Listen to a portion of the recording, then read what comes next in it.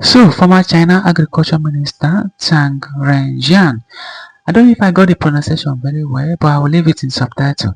So, Tang Renjian was sentenced to death with a 2-year reprieve after accepting 268 million yuan.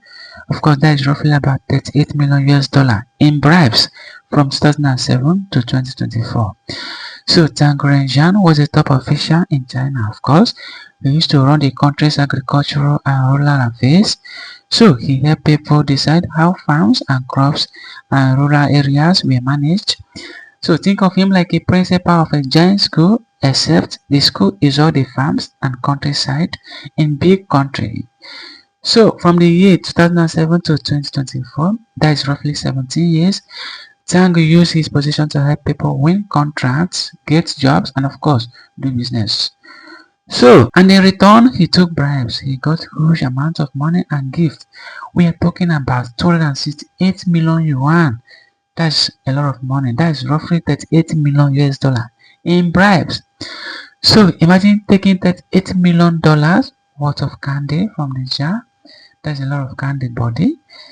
So because of this, the court found him guilty. They said, yes, this is a very serious case, of course. The amounts are huge and the state and the people got hurt. So in September 2025, a court in Jilin province in China ruled that Dang should be given the death sentence, but there's a special twist attached to it, and that is a 2-year reprieve. So what does 2-year reprieve mean? Of course, it means he is sentenced to death, of course, but it is paused for 2 years. So if he behaves well and doesn't commit any more crimes in that time, the sentence will be changed to life in prison instead. Also, all his political rights are gone forever. His personal stuff is taken by the state and his wrong gained money is confiscated, of course.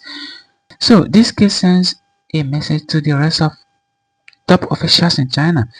If you are in power, you still have to play by the rules. Even bosses can get in trouble, in big trouble in China. In fact, China has been running a large anti-corruption campaign for years now. It is like saying, yes, you are in charge of the candy jar, but you can't take from it for yourself. So if you have a job where you are supposed to help everyone, it is super important to be fair and honest, because in China, greed, that is wanting of more and more when you already have plenty, can lead to a big trouble.